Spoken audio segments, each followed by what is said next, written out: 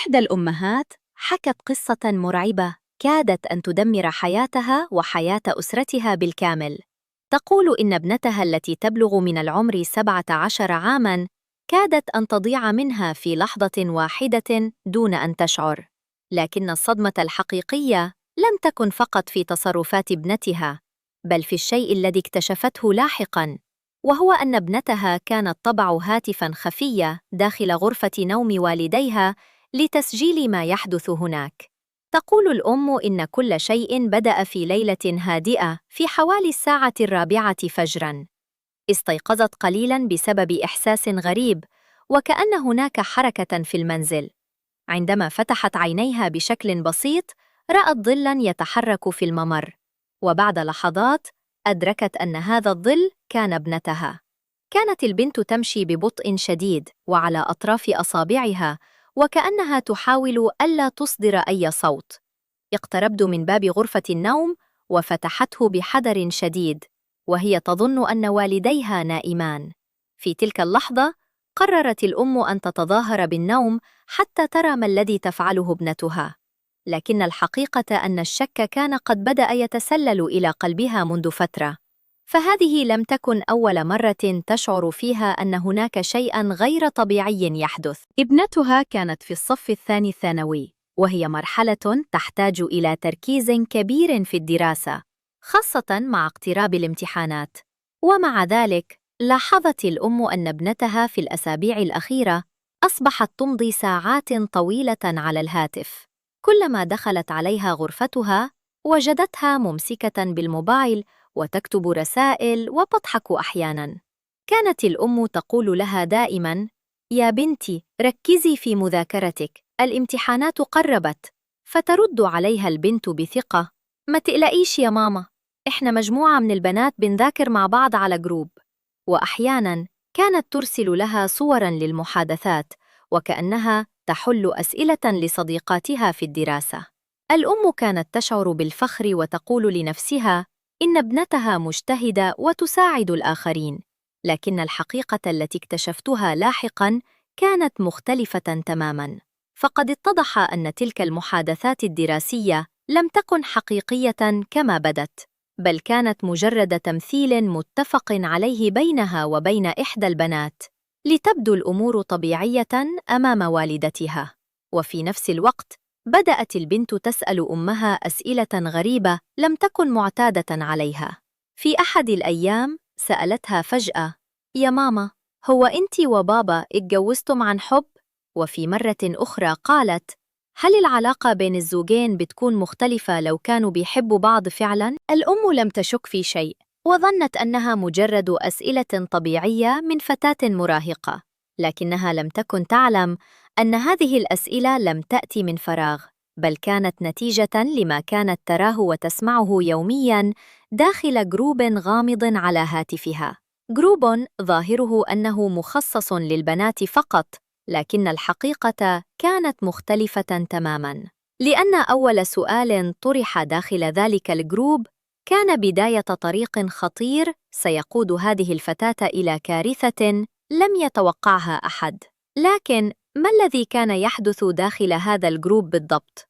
هذا ما ستكشفه اعترافات البنت لاحقاً، وما ستعرفه الأم سيجعلها تتمنى لو أنها فتحت هاتف ابنتها في وقت أبكر بكثير. لكن البداية الحقيقية للقصة لم تكن في المنزل، بل داخل ذلك الجروب الغامض. بعد أن انكشف الأمر ووجد الوالدان تلك الفيديوهات على الهاتف، لم تعد البنت قادرة على الإنكار. كانت تبكي بشدة ويداها ترتجفان بينما يطلب منها والدها أن تشرح كل شيء بالتفصيل. وبعد لحظات من الصمت بدأت تحكي كيف دخلت في تلك الدوامة. قالت إنها في أحد الأيام فوجئت بأن هاتفها أضافها إلى جروب على أحد تطبيقات المراسلة. لم تتذكر كيف حدث ذلك بالضبط، لكنها وجدت نفسها داخل مجموعة اسمها للبنات فقط. في البداية ظنت أنه مجرد جروب عادي مثل بقية الجروبات التي تنضم إليها البنات في المدرسة. عندما فتحت المحادثة وجدت فتاة تكتب رسالة ترحيب تقول إن الجروب مخصص للبنات فقط، وأن الهدف منه هو أن تتحدث الفتيات بحرية عن الأسئلة التي تخجل الواحدة منهن من طرحها على أهلها أو معلماتها. الفكرة بدت للبنت مريحة، فهي مثل كثير من المراهقات لديها فضول وتساؤلات كثيرة، لكنها تشعر أحياناً بالحرج من سؤال أمها عن بعض الأمور الخاصة. وبعد فترة قصيرة بدأ الحوار داخل الجروب. إحدى البنات كتبت سؤالاً بسيطاً قالت فيه: هل كل البنات يشعرن بألم شديد أثناء الدورة الشهرية؟ بدأت الردود تأتي واحدة تلو الأخرى. واحدة قالت إنها تتألم كثيراً كل شهر، وأخرى قالت إنها أحياناً تحتاج إلى مسكنات قوية. وبدأ الحديث يتحول إلى تبادل تجارب بين البنات. في البداية لم يكن الأمر يبدو غريباً، لكن بعد أيام قليلة بدأت الأسئلة تصبح أكثر خصوصية. إحدى البنات سألت عن عادات النظافة الشخصية، وأخرى تحدثت عن أنواع الملابس الداخلية. كانت البنت تقرأ كل شيء بصمت في البداية، ثم بدأت تشارك ببعض التعليقات البسيطة مثل بقية البنات. لكن شيئاً فشيئاً تغيرت طبيعة الحديث. بدأت بعض البنات تتحدث عن الملابس التي قد تعجب الأزواج في المستقبل، وعن شكل الجسم وما الذي قد يجعل الفتاة تبدو جذابة. ثم فجأة طرحت إحدى البنات سؤالاً مختلفاً تماماً. كتبت: هل شاهدت أي واحدة منكم أفلاماً للكبار قبل كده؟ ساد صمت قصير في الجروب. بعض البنات ردت بلا، لكن أخريات اعترفن أنهن شاهدن مقاطع من قبل. وهنا كتبت فتاة أخرى رسالة قالت فيها: لو حابين ممكن أبعت لكم فيديوهات علشان تفهموا أكثر. وهنا بدأ كل شيء يتغير. بدأت مقاطع غير مناسبة تنتشر داخل الجروب.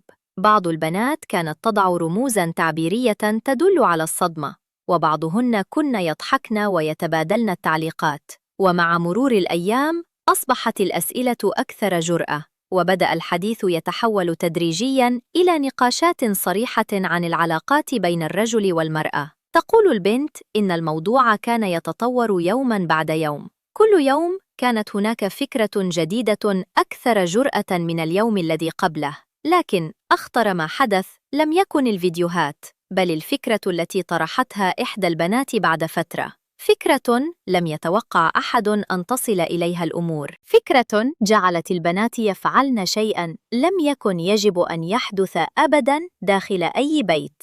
والمفاجأة أن كثيراً منهن وافقن عليها فوراً، ومن بينهن كانت هذه البنت.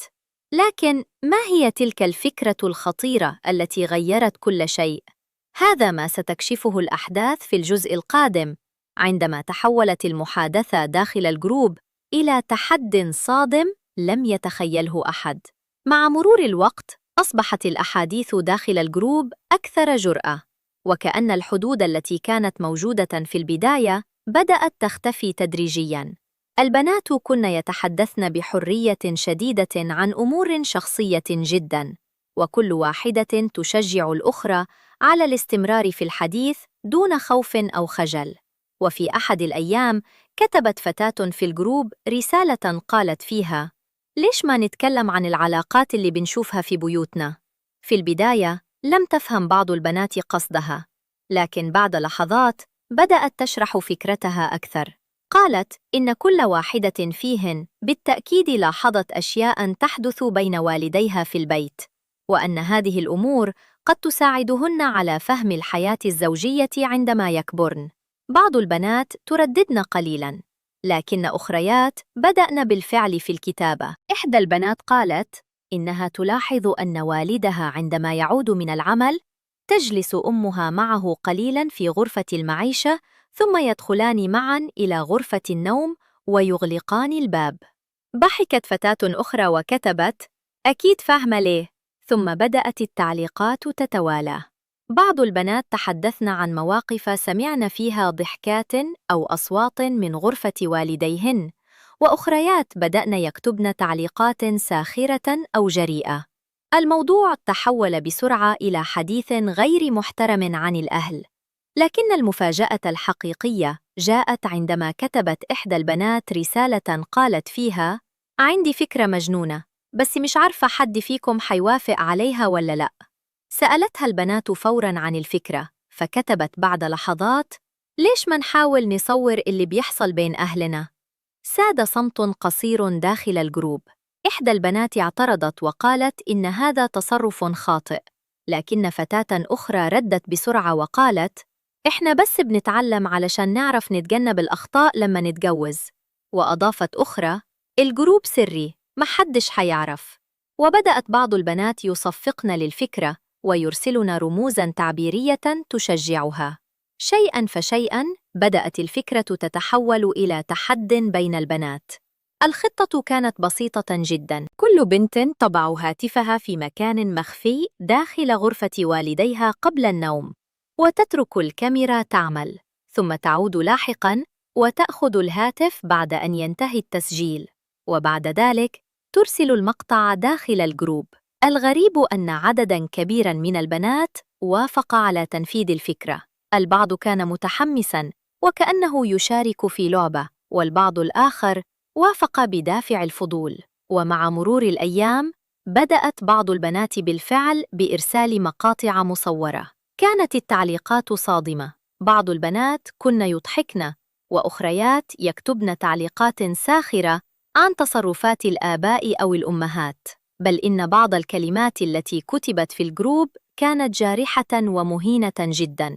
كل هذا كان يحدث بينما الآباء والأمهات لا يعلمون شيئاً. كانوا يعتقدون أن بناتهم نائمات في غرفهن أو يذاكرن دروسهن، لكن الحقيقة كانت مختلفة تماماً. واستمر هذا الأمر لفترة حتى جاء الدور على هذه البنت، وفي إحدى الليالي قررت تنفيذ التحدي مثل بقية البنات. دخلت غرفة والديها بعد أن ناما، وأخفت الهاتف في مكان قريب من الدولاب، وتركت الكاميرا تعمل. لكنها لم تكن تعلم أن تلك الليلة بالذات ستكون الليلة التي ينكشف فيها كل شيء، لأن أمها لم تكن نائمة كما ظنت، بل كانت تراقبها بصمت. وما حدث بعد ذلك بدقائق قليلة سيغير حياة هذه العائلة بالكامل. في تلك الليلة كانت البنت تظن أن كل شيء يسير كما خططت له تماماً.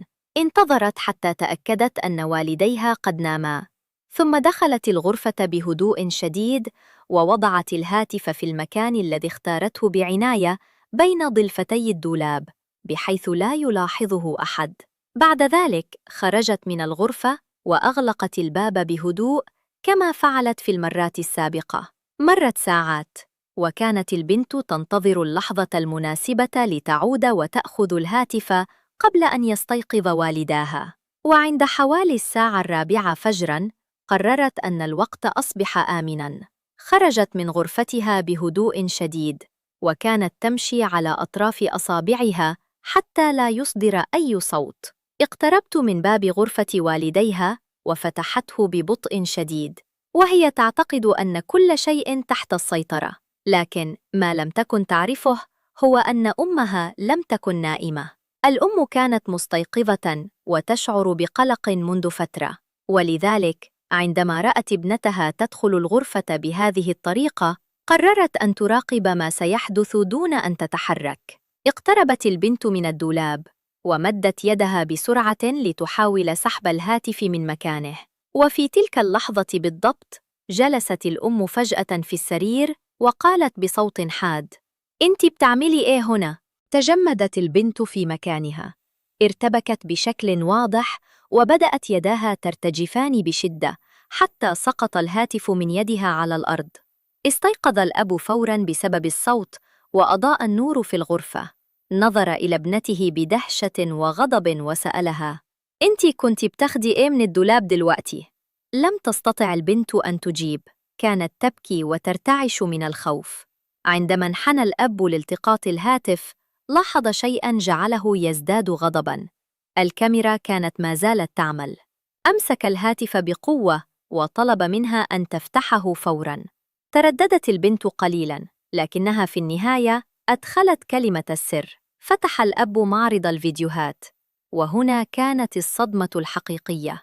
وجد عشرات المقاطع المسجلة، مقاطع لهم داخل الغرفة ومقاطع أخرى لعائلات مختلفة، كما وجد مقاطع غير لائقة محفوظة في الهاتف. لم يستطع الأب أن يصدق ما يراه. صرخ في وجه ابنته وطلب منها أن تشرح كل شيء بالتفصيل. انهارت البنت تماماً وبدأت تبكي وهي تحكي عن الجروب وعن التحدي الذي اتفقت عليه البنات وعن الفيديوهات التي كن يتبادلنها. الأم كانت تقف في صدمة كاملة، لم تستوعب ما تسمعه. أما الأب ففتح الجروب بنفسه ليرى ما كان يحدث هناك، وبمجرد أن بدأ يقرأ الرسائل أصيب بصدمة أكبر. كانت هناك تعليقات ساخرة ومهينة عن الأهل، وكأن الأمر بالنسبة لبعض البنات مجرد مزاح. لم يتمالك الأب نفسه، أرسل رسالة صوتية غاضبة داخل الجروب وبدأ يهدد كل من فيه بأنه سيبلغ عنهم. لكن بعد دقائق قليلة حدث شيء غريب، اختفى الجروب بالكامل. تم حذفه فجأة، وكأن كل من كان فيه اختفى في لحظة. وهنا بدأت العائلة تدرك أن المشكلة أكبر مما كانوا يتخيلون، لأن السؤال الذي ظل يطاردهم كان واحداً فقط: إذا كان الجروب قد اختفى، فأين ذهبت كل تلك الفيديوهات؟ هذا السؤال كان بداية خوف أكبر بكثير مما حدث داخل البيت. بعد أن اختفى الجروب فجأة، لم تشعر العائلة بالراحة كما قد يتوقع البعض، بل على العكس تماماً، بدأ القلق الحقيقي في تلك اللحظة. فاختفاء الجروب لم يكن نهاية المشكلة، بل ربما كان بداية مشكلة أكبر. الأب جلس وهو يمسك الهاتف ويحاول فهم ما حدث.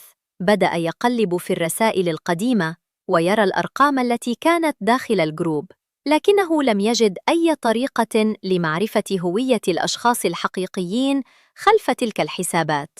سؤال واحد كان يتكرر في رأسه باستمرار: هل هؤلاء فعلاً بنات في نفس عمر ابنته؟ أم أن هناك أشخاصاً آخرين كانوا ينتحلون شخصيات فتيات ليوقعوا المراهقات في هذا الفخ؟ الأم أيضاً كانت في حالة صدمة شديدة. كانت تجلس وهي تبكي وتلوم نفسها، وتشعر أنها قصرت في مراقبة ابنتها أو في فهم ما كانت تمر به. أما الأب فكان غاضباً بشكل كبير، وكان يلوم الأم بشدة ويقول إن ما حدث كان يمكن تجنبه لو تم الانتباه لما تفعله البنت على الهاتف منذ البداية. لكن الحقيقة أن المشكلة لم تكن بسيطة، كانت نتيجة عدة عوامل اجتمعت معاً: الفضول الطبيعي في سن المراهقة، سهولة الوصول إلى الإنترنت، والثقة الزائدة في أن الهاتف مجرد وسيلة للتسلية أو الدراسة. أما البنت فكانت في حالة انهيار تام، كانت تبكي باستمرار وتعتذر لوالديها وتقول إنها لم تكن تتخيل أن الأمور قد تصل إلى هذا الحد. قالت إنها ظنت في البداية أن الجروب مجرد مساحة للحديث بين البنات، ثم وجدت نفسها تنجرف مع البقية دون أن تفكر في العواقب. لكن أكثر ما أخاف العائلة لم يكن ما حدث في الماضي، بل ما يمكن أن يحدث في المستقبل. ماذا لو كانت تلك الفيديوهات قد تم حفظها عند شخص ما؟ ماذا لو حاول أحد استخدام تلك المقاطع لابتزاز العائلات؟ هذه الأسئلة كانت كافية لتجعل الأب يقرر اتخاذ خطوة سريعة. في اليوم التالي ذهب مع زوجته إلى مباحث الإنترنت وقدم بلاغاً رسمياً بكل ما حدث. قاموا بتسليم الهاتف وكل المعلومات الموجودة فيه، بما في ذلك الأرقام التي كانت داخل الجروب. الأمل الوحيد كان أن يتمكن المختصون من تتبع مصدر الجروب ومعرفة من كان يقف خلفه. لكن هذه القصة تركت درساً مهماً لكل الآباء والأمهات. الهواتف الذكية قد تكون أداة مفيدة للتعلم والتواصل، لكنها في الوقت نفسه قد تفتح أبواباً لمخاطر لا يتوقعها أحد. ولهذا من المهم أن يكون هناك توازن بين الثقة والمتابعة، معرفة ما يشاهده الأبناء ومع من يتحدثون، وأي نوع من الجروبات يشاركون فيها. لأن لحظة إهمال واحدة قد تقود إلى مشكلة كبيرة يصعب السيطرة عليها. لكن حتى الآن ما زال هناك سؤال يقلق هذه العائلة كل ليلة: هل انتهت القصة فعلاً عند اختفاء الجروب؟ أم أن هناك شخصاً ما زال يحتفظ بتلك الفيديوهات في مكان ما؟